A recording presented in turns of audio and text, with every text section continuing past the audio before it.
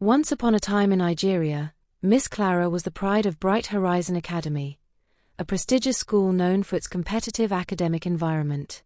She wasn't just another teacher, she was a phenomenon. Renowned for her unmatched ability to simplify the most complex concepts, she could teach anything from advanced mathematics to literature, with a clarity that transformed even the most uninterested student into an eager learner. Her classroom was a haven of understanding where every child, no matter their background or academic struggles, felt seen, heard, and capable of success. Miss Clara's reputation quickly grew within the school and beyond. Parents clamored to have their children transferred into her class, believing she held the key to unlocking their child's potential. This created an unusual situation where other teachers often found themselves with small class sizes as students were moved into Clara's overcrowded room. Despite this, she managed her classroom with grace and efficiency, never complaining about the number of students or the extra work it entailed. She was patient, kind, and genuinely dedicated to seeing her students succeed. Her colleagues, however, viewed her differently. To them, Clara's success was a bitter reminder of their own perceived shortcomings. While parents sang her praises and students flocked to her, the other teachers grew increasingly resentful. Whispers began circulating in the staff room. How does she do it? It's not natural. No one can be that good. Some accused her of favoritism. Others speculated she had some secret method she refused to share, and the more superstitious among them hinted at darker forces being at play. The jealousy reached its peak when Miss Clara was awarded the overall Best Teacher title for the third consecutive term at the award ceremony. Her students erupted into cheers and the applause from the parents was thunderous. Clara stood on the stage, graciously accepting the plaque with her warm, humble smile, but among her colleagues, the reaction was starkly different.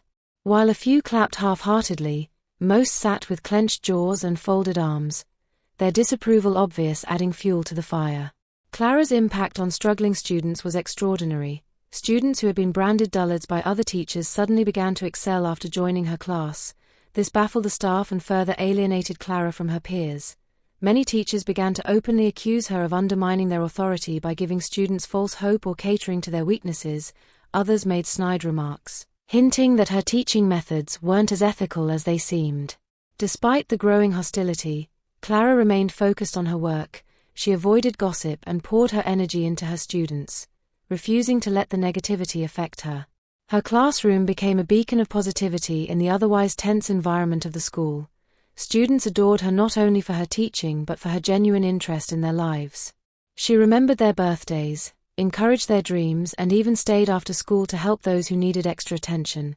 But Clara's popularity was both her greatest strength and her greatest vulnerability. While she was loved by her students and admired by their parents, she was increasingly isolated from her colleagues. The jealousy simmering among the other teachers was palpable, and Clara had no idea how deep the resentment truly ran or what lengths some might go to in order to see her fall. Her brilliance, which was a source of light for so many, was seen as a threat to others. Unbeknownst to her, this resentment would soon manifest in a way that would change her life forever. It was an ordinary day in Miss Clara's classroom, filled with the buzz of eager students who hung on her every word.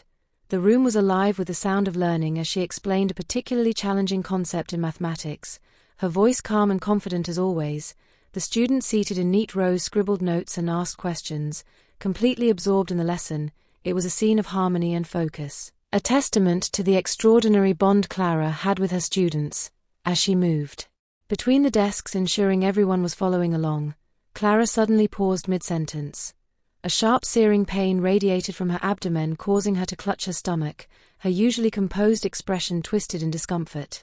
At first, the students thought she was pausing to gather her thoughts, but when her breathing became labored, they knew something was wrong. "Miss Clara, are you okay?" a worried student in the front row asked, rising slightly from his seat. Clara tried to wave him off, forcing a strained smile. "I'm fine, just a little," she gasped, doubling over, and the students jumped from their seats, rushing toward her as the pain intensified. She stumbled back toward her desk. One of the older students, James, managed to grab her arm, guiding her to her chair. "Miss Clara, we need to call for help," he exclaimed, but before anyone could reach for the classroom phone, the unthinkable happened. A collective gasp echoed through the room as a large black snake slithered out from beneath Miss Clara's skirt and onto the classroom floor. Panic erupted.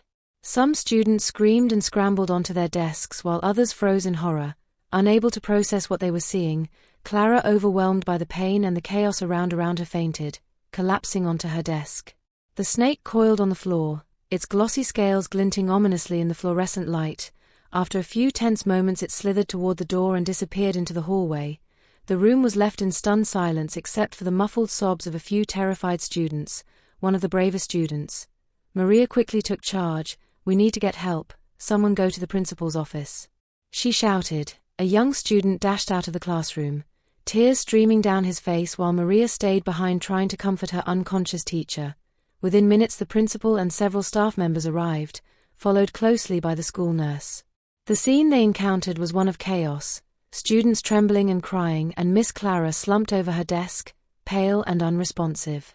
The principal immediately called for an ambulance as word of the incident spread through the school. A sense of dread mixed with disbelief settled over the campus. Some teachers, overhearing the details, exchanged knowing glances. Others openly speculated, their whispers tinged with malice. "I knew there was something off about her," one teacher muttered to a colleague. "All that brilliance? It was unnatural. Now we know why." "Yes," another chimed in with a smug smirk. "She's been hiding something all along. Witchcraft, no doubt." Meanwhile, in the staff room, a small group of Clara's jealous colleagues barely contained their glee. "Serves her right," one of them sneered. "Maybe now parents will stop treating her like a goddess and start appreciating the rest of us." Outside, the ambulance arrived and Clara was carefully placed on a stretcher as the paramedics wheeled her out of the classroom. Students crowded the doorway, their faces etched with fear and sadness. The journey to the hospital was fraught with tension. The school nurse who accompanied Clara noticed something disturbing. Boils began to form on Clara's arms and neck, spreading rapidly across her skin. The nurse recoiled in shock but remained silent, unsure of what to make of the bizarre symptoms. At the hospital, Clara was rushed into the emergency room as the staff scrambled to understand her condition. Despite their best efforts, the doctor found no medical explanation for her symptoms. Tests came back normal, yet her body continued to deteriorate.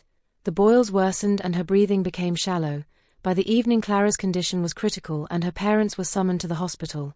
Back at the school, the atmosphere was electric with rumors. Teachers and students alike speculated wildly about what had happened. Some blamed the snake, claiming it must have been venomous or cursed. Others whispered that Clara had brought it upon herself through dark practices. Among her students, however, there was no doubt something terrible and inexplicable had happened to their beloved teacher, and they feared for her life. The stage was set for a battle, not just for Clara's health but for the truth. As the forces behind her ordeal began to reveal themselves, the seemingly ordinary day had turned into the beginning of an extraordinary and terrifying chapter in Clara's life. Hours later, Clara's parents arrived at the hospital visibly shaken. Her mother collapsed onto the floor at the sight of her daughter's grotesque condition, screaming, "My child! Why is this happening to her? She has done nothing but good her whole life." Her father, though equally distraught, tried to maintain his composure. "We can't lose hope," he said, pulling his wife to her feet. "We need answers, and if the doctors can't provide them, we will find someone who can." True to his word, Clara's father made a call to his longtime friend Mr. Anthony, a man known for his deep understanding of spiritual matters. When Anthony heard the details, his response was immediate and serious. "This is no ordinary sickness," he said. "It sounds like a spiritual attack. You need to act fast. Come to my house and we'll figure out what to do." Clara's father wasted no time. He left the hospital promising his wife he'd return with help. At Anthony's house the two men consulted, prayed, and discussed the strange events leading up to Clara's illness. Anthony recommended they seek out Pastor Elijah, a well-respected spiritual leader known for his ability to handle supernatural battles. Without hesitation, Clara's father agreed and the two men set off for the pastor's church. Pastor Elijah welcomed them with calm authority. After listening intently to Clara's father recount the events, the snake, the boils, and her worsening condition, he nodded gravely. "This is indeed a spiritual attack," he said. "The enemy has targeted her because of the light she carries. Jealousy and hatred can be powerful tools for dark forces, especially when someone shines as brightly as she does." The pastor led them in prayer, seeking divine guidance. After a long moment of silence, he opened his eyes and shared what he had seen. In a vision, "Your daughter is in grave danger. This attack is not random. If we don't intervene immediately, the spirit afflicting her will succeed in its mission." Clara's father fell to his knees begging, "Please, Pastor, Do whatever it takes to save my daughter. The pastor nodded. We must go to the hospital at once. The battle for her life cannot wait. When they arrived back at the hospital, Clara's mother ran to them in tears. It's worsened, she sobbed. Her body, her skin, it's turning into something unnatural. The group hurried to Clara's room where they found her in a horrifying state. Her entire body was covered in scales that glistened under the harsh hospital lights, like the skin of a reptile. Pastor Elijah wasted no time. He instructed the medical staff to leave the room, assuring them this was beyond their expertise. With Clara's parents and Anthony by his side, he began to pray fervently, sprinkling holy water over her body. Clara rose and groaned in pain, her back aching unnaturally as if something within her was resisting the prayers. Miss Clara's hospital room was filled with an oppressive silence as Pastor Elijah continued his fervent prayers. Clara's body, still covered in scales, jerked violently with every splash of holy water. Her parents clutched each other, alternating between prayers and stifled sobs while Anthony stood by the door, whispering his own supplications. The battle felt like it was reaching its peak and the tension in the room was palpable. Suddenly Clara's body went rigid and a low guttural laugh erupted from her throat. Everyone froze except for Pastor Elijah, whose voice grew louder and firmer. "Reveal yourself," he commanded, his voice steady despite the chill-killing sound. Clara's head snapped to the side, her glowing eyes locking onto the pastor. The voice that emerged from her mouth was not hers.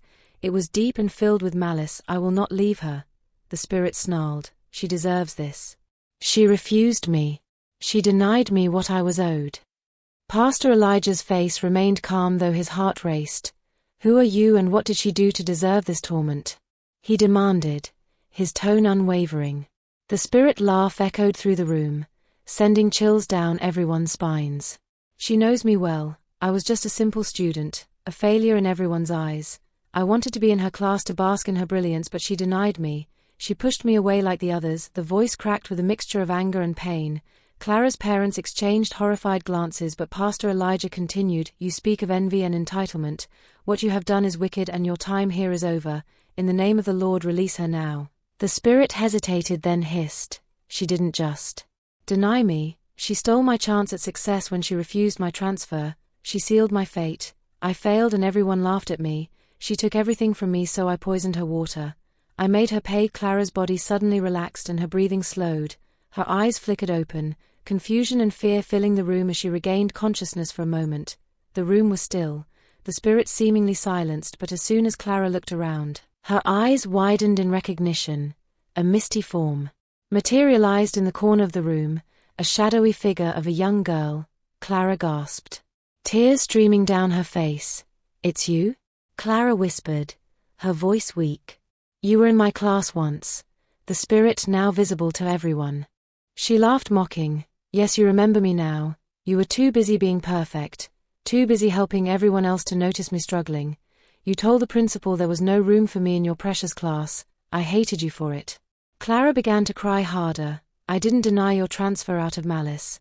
My class was full. There wasn't a single seat left. I wanted to help you, but I couldn't. I never meant to hurt you."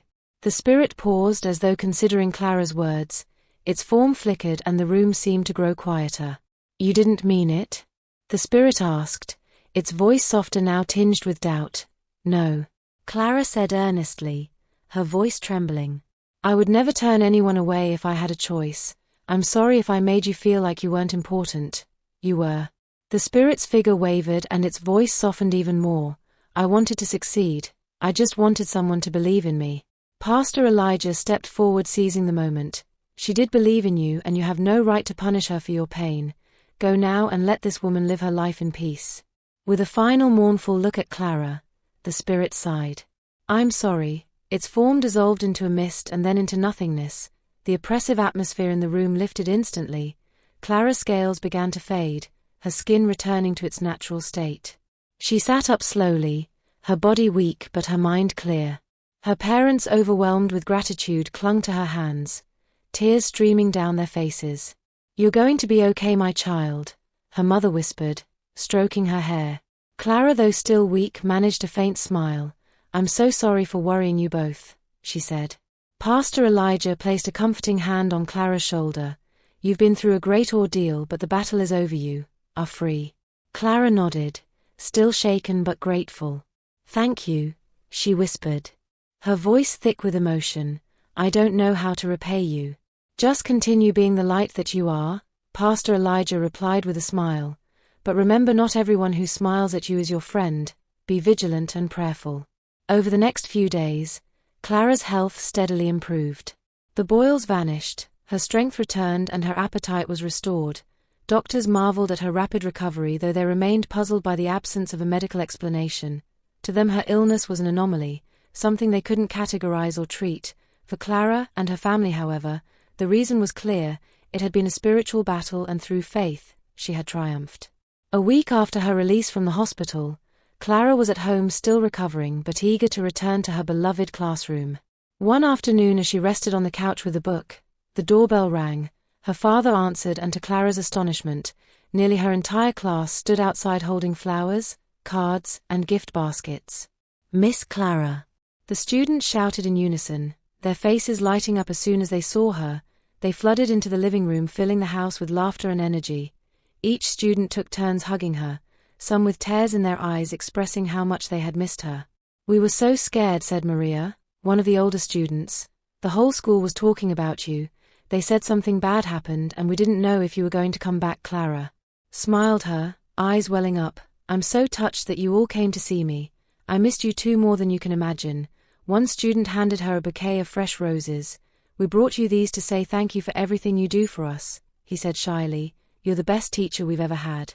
Another student, James, broke the light-hearted atmosphere with a serious question. "Miss Clara, what really happened?